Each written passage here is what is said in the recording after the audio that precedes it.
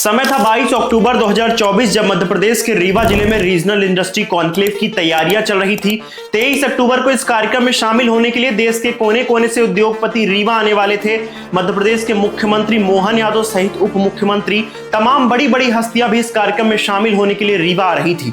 पूरा प्रशासनिक अमला उस समय मेहमानों की आवभगत करने और सुरक्षा व्यवस्था बनाने के लिए तैनात था। लेकिन ठीक कार्यक्रम से एक दिन पहले 22 अक्टूबर 2024 को एक युवती अपने पति के साथ रीवा जिले के गुड़ थाना पहुंचती है। इन दोनों की कुछ हफ्ते पहले ही शादी हुई थी।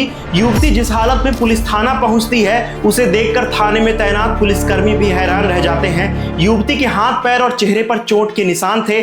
पति के शरीर में भी जगह जगह चोट के निशान थे।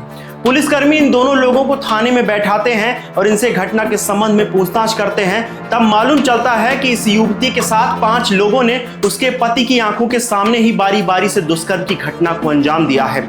दरअसल 21 अक्टूबर 2024 को यह नवविवाहित जोड़ा घूमने का प्लान बनाता है। इन्होंने गुड़ थाना क्षेत्र अंतर्गत भैरव बाबा मंदिर जाने का फैसला किया।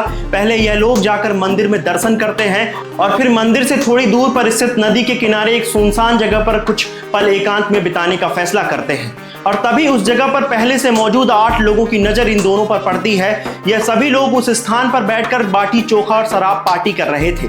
शराब के नशे में इन लोगों की नजर इस नवविवाहित जोड़े पर पड़ती है, जिसके बाद कुछ लोग पहले युवती से छेड़छाड़ करते हैं और फिर इन दरिंदों ने पति को पेड़ से बांधकर उसकी आंखों के सामने ही उसकी पत्नी से बारी बारी से रेप किया।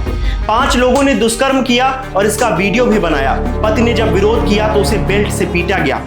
इस युवती ने इन दरिंदों के सामने हाथ पैर जोड़े, इनके सामने गिड़गिड़ाया और कहा कि आपको पैसा, गहना, मोबाइल चाहिए तो आप ले जाइए, लेकिन हम दोनों को छोड़ दीजिए। पर इन दरिंदों ने एक नहीं सुनी और 5 लोगों ने बारी बारी के साथ दुष्कर्म की घटना को अंजाम दिया। कई घंटे तक इन लोगों ने युवती के साथ दरिंदगी की और फिर युवती के बेहोश होने पर दोनों को उसी सुनसान जगह पर छोड़कर यह लोग वहां से भाग जाते हैं। इन दरिंदों ने उस रोज नवविवाहित जोड़े के साथ क्या क्या किया इसकी कल्पना भी आप नहीं कर सकते हैं। 23 अक्टूबर को रीवा में रीजनल इंडस्ट्री कॉन्क्लेव आयोजित होने वाली थी और 22 अक्टूबर को यह दोनों लोग पुलिस थाना गुड़ पहुंचकर रिपोर्ट दर्ज कराते हैं। मामले की जानकारी गुड़ थाना प्रभारी शैल यादव को भी लगती है, लेकिन पुलिस के पास एक सबसे बड़ा चैलेंज यह था कि उस समय तक पुलिस को यह मालूम नहीं था कि किन लोगों ने इस घटना को अंजाम दिया है, आरोपी दिखते कैसे हैं और आरोपी कहां के रहने वाले हैं, इस बात की भी जानकारी पुलिस को नहीं थी। पुलिस को सिर्फ इतना पता था कि इन 8 लोगों में से एक व्यक्ति के सीने पर जय महाकाल का टैटू बना हुआ है और इसी के आधार पर पुलिस इस केस को सॉल्व करती है। दोस्तों, यह मध्य प्रदेश का पहला ऐसा मामला है जिसमें 6 महीने के भीतर ही आरोपियों को सलाखों के पीछे भेज दिया गया। नए कानून के तहत यह मामला फास्ट ट्रैक कोर्ट पर चलाया जाता है और 8 आरोपियों को अंतिम सांस तक जेल में रहने की सजा दी जाती है। इस केस को कैसे सॉल्व किया गया और पुलिस कैसे 160 से अधिक लोगों से पूछताछ करने के बाद इन आरोपियों तक पहुंचती है, इन तमाम सवालों को लेकर हम गुड़ थाना प्रभारी और इस केस के इन्वेस्टिगेशन ऑफिसर शैल यादव के पास पहुंचे। आपको सुनना चाहिए कि पुलिस ने कैसे इन आरोपियों को गिरफ्तार किया और कैसे इस पूरे मामले का खुलासा किया, और आपको यह भी सुनना चाहिए कि नया कानून में किस तरह के प्रावधान हैं। अभी हमारे साथ मौजूद है गुड़ थाना के थाना प्रभारी शैल यादव जी, जो इस केस के इन्वेस्टिगेशन ऑफिसर भी थे। तो हम जानने का प्रयास करते हैं कि यह पूरा मामला कैसे जो है, ये पूरी घटना कैसे घटित हुई और कैसे पुलिस के द्वारा जो है इतने कम समय में सभी साक्ष्य को एकत्र करके इन आरोपियों को 6 महीने के भीतर ही नए कानून के तहत सलाखों के पीछे भेजा गया। तो सबसे पहले मेरा सवाल ये है कि आरोपियों के द्वारा किस तरह से इस घटना को घटित किया गया और कैसे आपको इस घटना के संबंध में जानकारी हुई? देखिए, दिनांक 22/10/2024 को मैं अपने थाने पे था। उसी समय पीड़िता, उसका पति और उसके जेठ थाने आए और उन्होंने इस घटना के संबंध में मुझे बताया। घटना काफ़ी सनसनीखेज, जघन्य और गंभीर प्रकृति की थी और उस समय इन्वेस्टर समिट होनी थी रीवा में और सारे वीआईपी मूवमेंट्स थे, वरिष्ठ अधिकारी यहीं थे, सीएम साहब का नेक्स्ट डे आने का था और काफ़ी बड़ी घटना थी। मतलब ये सुनते हुए काफ़ी ज़्यादा मैं थोड़ा सा परेशान हुआ इसको कि इतनी बड़ी घटना हो गई। हमने तत्काल अपने वरिष्ठ अधिकारी एसपी सर को बताया और एसपी सर चूँकि वहाँ बिजी थे, बड़ा मूवमेंट था, तो उनने एसडीओपी मैडम, जो हमारी डीएसपी हेडक्वार्टर श्री हिमालय पाठक मैडम है, श्रीमती हिमालय पाठक मैडम है, उनको उनने तत्काल भेजा। वो आई, हम लोगों ने घटनास्थल का निरीक्षण किया, फोरेंसिक टीम बुलाया हमने और महिला से बातचीत किए। स्टार्टिंग में तो बताने की बहुत स्थिति में नहीं थी, मानसिक रूप से और शारीरिक रूप से काफ़ी डरी और सहमी हुई थी। फिर हमने उसकी काउंसलिंग कराई। डीएसपी मैडम ने उनकी काउंसलिंग की। काउंसलिंग के बाद महिला अधिकारी के द्वारा उनका एफआईआर लेके किया गया। एफआईआर की नए कानूनों के तहत वीडियोग्राफी की गई और उनका मेडिकल परीक्षण रीवा डिस्ट्रिक्ट हॉस्पिटल में कराया गया। मेडिकल परीक्षण के उपरांत हम लोगों ने उसको 24 घंटे में ही बीएनएसएस की एक सेक्शन है 183, उसके तहत न्यायालय के कथन करवाए गए। तो सर, इस पूरे मामले में किस तरह से पुलिस के द्वारा जो है घटनास्थल का निरीक्षण किया गया और एविडेंस को कलेक्ट किए गए? उसमें जो नए कानून हैं उसमें किसी भी स्पॉट का निरीक्षण फॉरेंसिक एक्सपर्ट की उपस्थिति में किया जाता है। तो हमने फॉरेंसिक एक्सपर्ट को बुलाया और घटनास्थल पे जाकर के फिंगरप्रिंट्स और उसके बाद जो फॉरेंसिक साइंटिस्ट होते हैं वो भी आए, फोटोग्राफर्स आए, वीडियोग्राफर्स आए। और नए कानून में जो है सर्च और सीजर का जो है एक वीडियो बनाने का नया प्रावधान आया है। तो उसके तहत पूरी उसकी घटनास्थल की वीडियोग्राफी कराई गई, फोटोग्राफी कराई गई और एविडेंस वहाँ से फॉरेंसिक एविडेंस उठाए गए। जो भी वहाँ पे हमको उल्टी के अवशेष वगैरह मिले थे और सारी चीज़ें थी, लिक्विड वगैरह जो ड्राई हो चुका था, उसको हम लोग ने कलेक्ट किया और कलेक्ट करके सीज किया ताकि फर्दर जब एक्यूज्ड मिले तो उनसे उनका डीएनए परीक्षण कराया जा सके। इस केस में एक सबसे बड़ा चैलेंज पुलिस के पास ये भी था कि आरोपी पूरी तरह से अज्ञात थे। कितने आरोपियों ने घटना को अंजाम दिया था और आरोपी दिखते कैसे थे, इस बात की भी पुलिस को जानकारी नहीं थी। तो कैसे आपको ये कामयाबी मिली?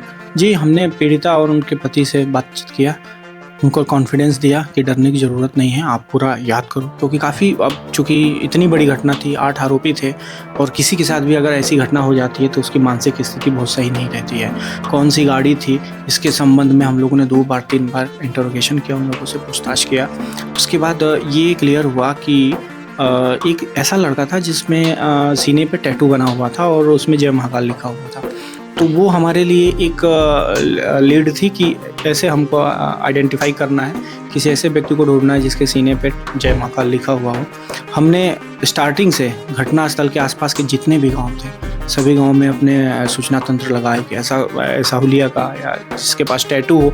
हमको मतलब बाई चांस 2 लोग मिले भी, उनको हम लोग कस्टडी में लिए, फिर देखे, सारी चीज़ें इन्वेस्टिगेट किए तो वो सब नहीं थे।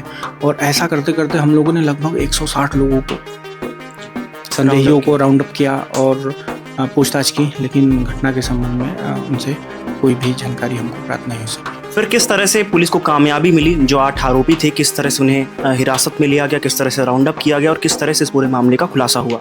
जी, लगातार हम लोग 22 को रिपोर्टिंग हो गई थी, तो 22, 23, 24 3 दिनों तक हमने लगातार क्षेत्र में संपर्क किया, अपने मुखबिर तंत्र को एक्टिव किया, सीसीटीवी फुटेज खंगाले, वहाँ पे आने जाने वाले मंदिर में जो भी पुजारी थे उनसे पूछताछ की गई।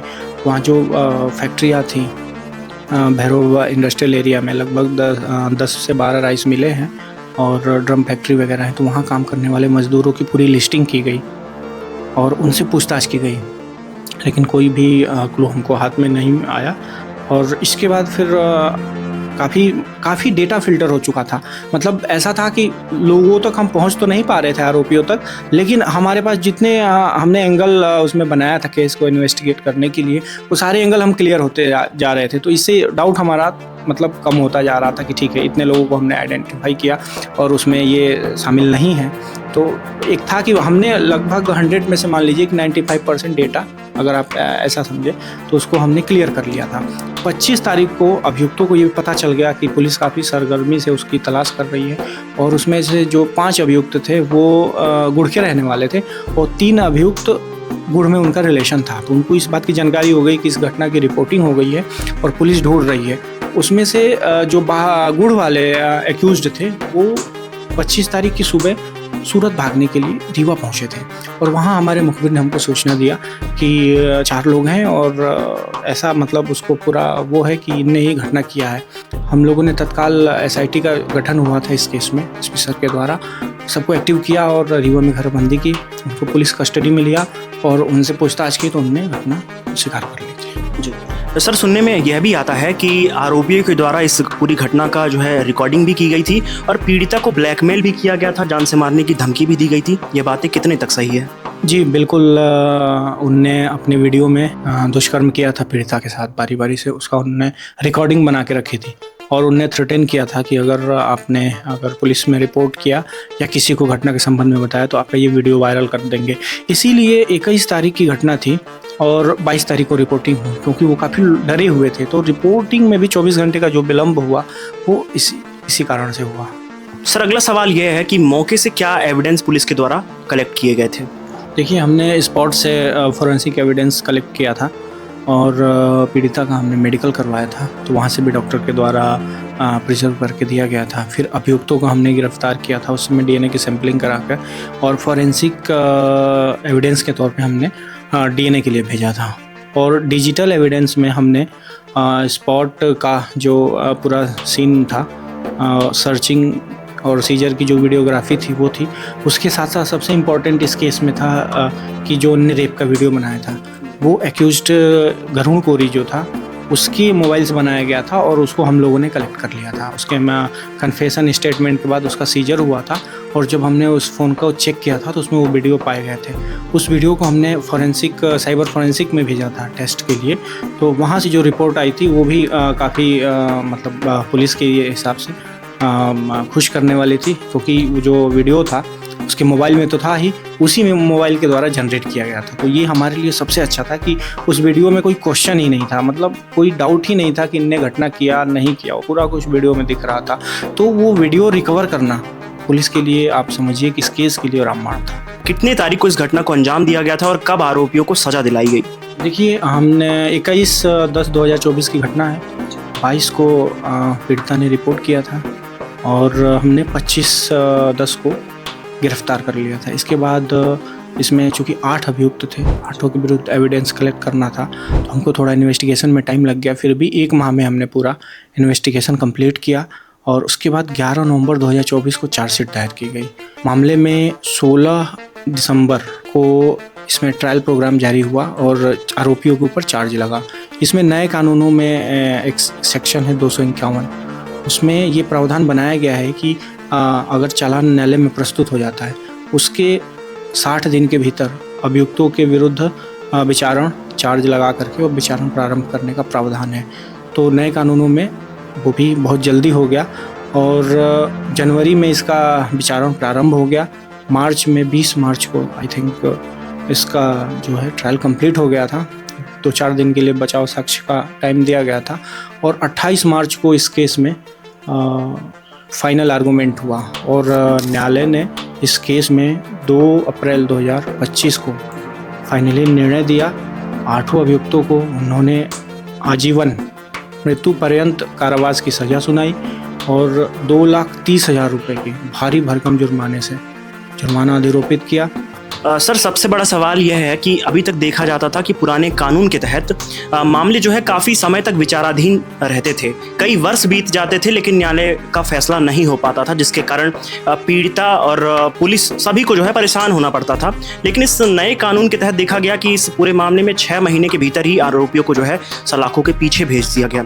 तो क्या कहेंगे कि ये नया कानून किस तरह से जो है आम लोगों के लिए और पुलिस के लिए किस तरह से लाभकारी है? जी हाँ, बिल्कुल आप सही कह रहे हैं। ये जो नया कानून है वो विक्टिम सेंट्रिक, मतलब पीड़ित को केंद्र में रख करके बनाया गया है और जो पुराना कानून था वो अपराधी को दंड देने के हिसाब से बनाया गया था। तो बेसिक डिफरेंस आप अगर नए कानून और पुराने कानून में समझेंगे तो नया कानून पीड़ित को न्याय देने के लिए है, पुराना कानून आरोपी को दंड देने के लिए था। तो ये सबसे बड़ा डिफरेंस हो गया आपका। और नए कानूनों के तहत जैसे इस प्रकार के अगर गंभीर अपराध घटित हो जाते हैं तो पहले से ही प्रावधान ही है उसको कि आप चार्जशीट के 30 या 60 दिन बाद 251 BNSS में ये प्रावधान है कि 60 दिन बाद न्यायालय जो है उस पर चार्ज अधिरोपित करके और विचारण प्रारंभ कर देगा और विचारण कंप्लीट होने के बाद जो फाइनल आर्गूमेंट होता है उसके 30 दिन के अंदर न्यायालय को निर्णय सुनाना होता है। तो पहले क्या होता था कि इस प्रकार के अगर कोई चिन्हित सनसनीखेज जघन्य अपराध हो जाते थे उसके लिए फास्ट ट्रैक कोर्ट का गठन अलग से किया जाता था। लेकिन अब वर्तमान नए कानूनों में आपको सभी प्रकार के अपराधों में, अब उसमें अगर रेप जैसे अगर अपराध शामिल हो और पॉक्सो के अपराध हों तो और भी उसकी इंटेंसिटी बढ़ जाती है और काफ़ी जल्दी ट्रायल कंप्लीट हो करके और उसमें आरोपियों को सजा तक या फिर अंतिम निर्णय तक पहुंचाया जाता है। जी, आम लोगों से क्या अपील करना चाहेंगे सर? हम लोगों से अपील है कि नए कानूनों के बारे में आप जानें। ये जनता के लिए बनाया गया है और उनको न्याय देने के हिसाब से बनाया गया है। पहले जो विचारण के दौरान या पुलिस कार्रवाई में जो विलम्ब होता था कानूनों को लेकर के, उसकी विसंगतियों को दूर किया गया है। और इसके अतिरिक्त जो साइबर अपराध हो रहे हैं, महिलाओं के प्रति अपराध हो रहे हैं, इसके लिए भी अवेयर रहें। और जैसे इस घटना में जो पीड़िता और उसके पति थे, सुनसान जगह पे वहाँ जो कुइयाँ नाला था वहाँ पहुँच गए थे, और इस प्रकार के स्थानों पे जाने से बचें और आप सुरक्षित रहें। अगर आपको आवश्यकता पड़ती है पुलिस की सहायता लें, पुलिस आपकी मदद के लिए है और हमेशा मध्य प्रदेश पुलिस आपकी मदद करेगी। अपराध के पहले अगर आप याद करेंगे तो पुलिस पहुंचेगी, अपराध होने के बाद भी हम लोग इस प्रकार से केस को इन्वेस्टिगेट करके और पीड़ित को न्याय दिलाएंगे, आरोपियों को सजा दिलाएंगे। धन्यवाद। जय हिंद। तो अभी हमारे साथ मौजूद थे इस केस के investigation officer shall Yadav ji, जो वर्तमान में गुड़ थाना प्रभारी भी हैं। तो हमने जाना कि किस तरह से आरोपियों को जो है मात्र 6 महीने के भीतर ही सलाखों के पीछे भेजा गया, इसके साथ साथ उन्हें भारी भरकम अर्थदंड से जो है दंडित किया गया। तो दोस्तों, मेरा नाम है संजय और ऐसी ही तमाम अपडेट्स के लिए बने रहे चीखती आवाज़ के साथ। तब तक के लिए धन्यवाद।